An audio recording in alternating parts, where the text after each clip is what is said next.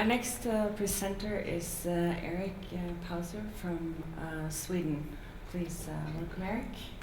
He's made the Borneo case. And this last act is definitely also up against the pressure of time.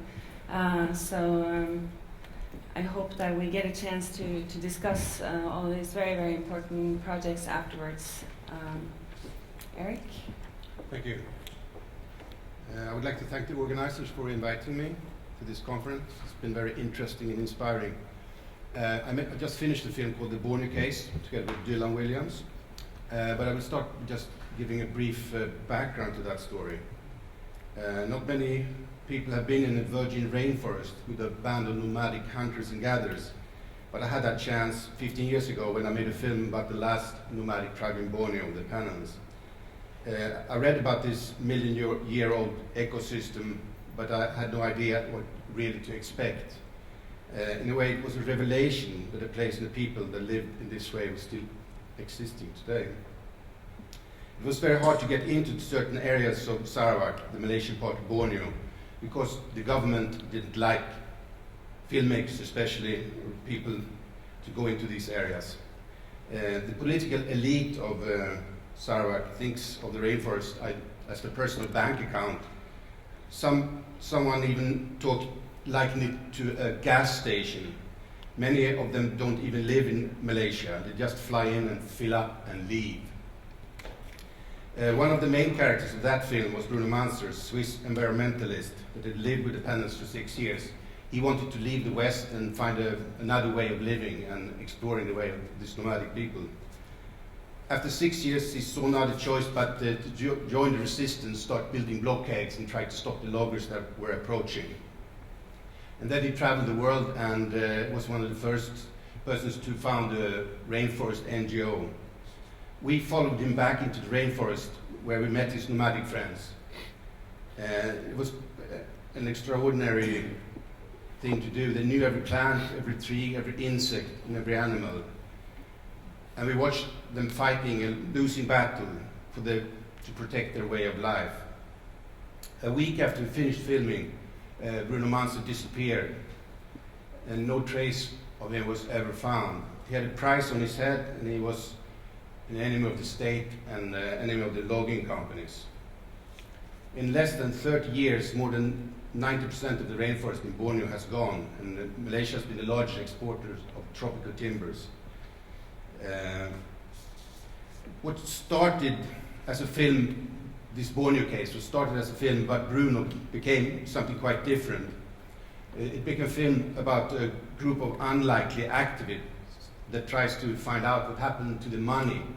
The World Bank estimates that $15 billion are money laundered every year from illegal logging in the world.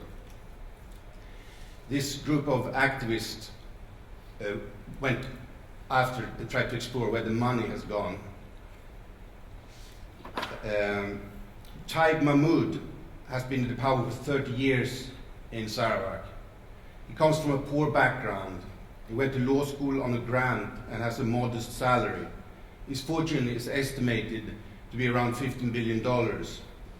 Sarawak is the richest state in Malaysia in terms of resources, but its inhabitants are the poorest. This group of investigators are made up of Bruno's best friend, Mutangaru, the tribal man. As a result of his role in attempting to stop the illegal logging, Mutang was tortured, imprisoned, and later fled into exile in Canada, where he's been living for the last 20 years, before returning to Borneo when this film was made. Claire Rucastle is an investigative English journalist born in Sarawak. She works closely with Peter Javan, a flamboyant Eben DJ, and a Swiss historian, and together they go after the money. They overcome death threats and intimidations in their efforts to unravel what's been dubbed the greatest environmental crime in history by Gordon Brown. One of the weapons of the group is to start an illegal pirate radio station called Radio Free Sarawak, in a country where the media is totally controlled by the government. It becomes the voice of the opposition, and people start calling in with their findings. Our investigators find out that Taiwan and his family has stakes in over 400 companies in 25 countries. They have a real estate empire in Canada, the US, and England. The Taiwan family even owns a building that has the text "We Fight Crime" over its entrance, the FBI building in Seattle. They also show that this would not have been possible without help of Western banks and financial institutions. It's been very hard to find evidence to prove the ownership of these companies and the ties to the elite in Sarawak. A lot of companies are located in offshore jurisdictions with no transparency, and they're moving the money around in a way that's very difficult to find. A whistleblower in LA gives the team a concrete proof how the major banks are actively help the chief minister to purchase properties. The whistleblower is later found dead in a hotel room in Los Angeles with a plastic bag tied around his head. It's written off as suicide, which is, I don't think it is. Claire Rukasel has been declared Malaysia enemy number 1 by the government.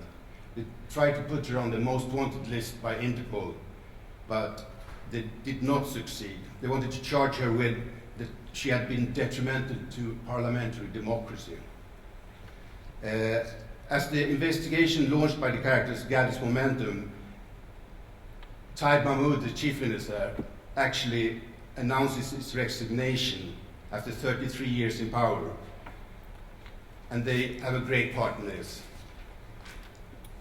As the film draws to a close, Claire Rukasel breaks the story on even greater corruption that implicates Najib, the Prime Minister of Malaysia himself. This so-called 1MDB affair leads to over 600,000 people taking to the streets of Kuala Lumpur in protesting the corruption. The US Department of Justice is launching a lawsuit to recover more than $1.3 billion of stolen assets that has been funded through the American financial system. In a press conference announcing the lawsuits, US Attorney General Loretta Lynch called it the largest kleptocracy case in US history. In a strange twist, some of the money has actually gone to finance the Wolf of Wall Street. It's been quite a challenging project that's taken us 5 years to finish. We call this film the Borneo case because what's happening in Borneo is in fact also happening in Congo, Papua New Guinea and Amazonas. The same 5 big logging companies in Malaysia are using the same methods of large-scale bulldozer logging combined with corruption to do the same thing in these parts of the world. But it's not just something happening far away. Our banks and financial institutions are also deeply involved in the laundering of the money. The Borneo case will premiere at IDFA in Amsterdam in November, and we have an ambitious impact campaign also. They will look into, among other things, the Swedish and Norwegian banks and financial institutions' role in that part of the world. So I will show you a little bit from the film, excerpts from the film.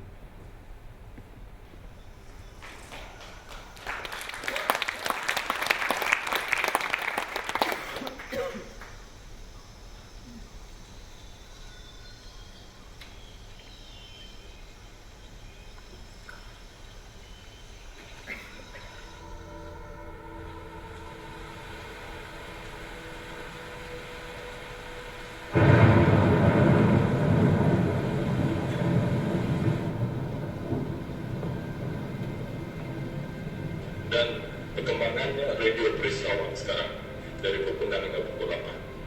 Adakah kementerian mempunyai detektor? Kenapa radio Sarawak ini mempunyai stesen ataupun di luar atau di dalam negara? Dan ini yang Hormat Menteri, radio ini selalunya bercakap memburuk-burukkan individu dan kerajaan kita. That's jamming, isn't it? So we are broadcasting on 3 frequencies at the moment, Radio Free Sarawak, and 2 of them are being jammed, and the third one, which is currently the weakest one, is not being jammed. And we're going to shift the strength of the frequencies around so that the one that's weak right now that works will be a bit clearer. Well, my computer's been hacked again. I mean, I know my computer, I've had it looked at. It's beaming to Malaysia every few minutes, according to the expert, you know. It particularly sends back information at night.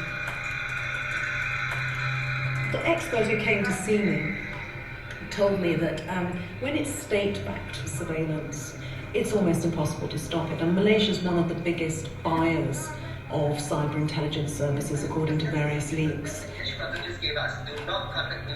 We're now fugitives from the law for what we've done.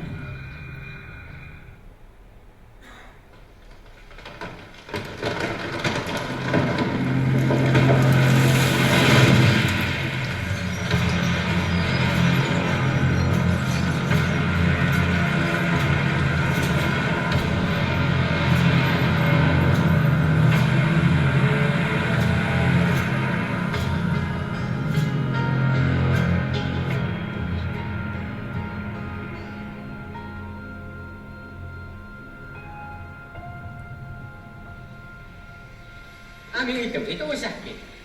Dia dah aku dia ketat Amerika penat. Kepini baik kerja. Ada tu je. Ini pakai kok rigid.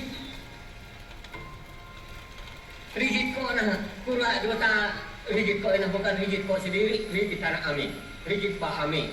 Kena akhir ada tu je. Under tide's reign, Sarawak has been the largest exporter of tropical timber in the world.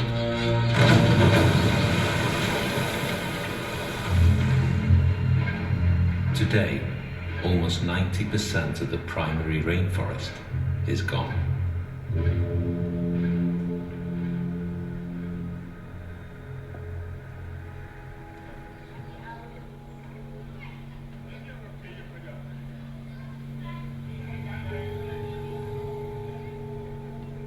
Let me put to you these allegations that personally you have benefited, that your family have benefited, that maybe you have been easy on loggers who want to develop land in return for benefit to you. First of all, I would like to say this. My family and myself are doing well. It has nothing to do with exploitation, taking anything out of this country. The laws of the state strictly forbid politicians from earning money from private business. The question was, how had Taib amassed so much family wealth? Over 30 years, anybody can get rich if you have something out there. But if you don't have it, there's nothing you can do. It's extraordinary, really, because nobody has really got down to systematically investigating Taib Mahmood. Taib Mahmood has absolutely no legitimate right to be a wealthy man. He has been a public servant since he left university. I spent a couple of months researching it first, looking for stories. We asked about and got a few breaks, and I soon began to get some really good information.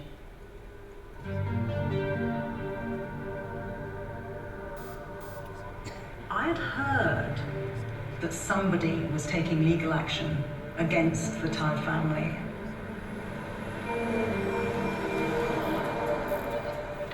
And I spent about 3 months trying to find out who Ross Boyer was and tracking him down. So if you think you're angry with these guys and you want a piece of them, you're gonna have to get in line. He was in the real estate business and worked with the Taib family for 12 years until he fell out with them. The key thing was that he was able to give me documents. Well, that's the exterior. That tied Taib personally, for the very first time, to these vast properties in the United States.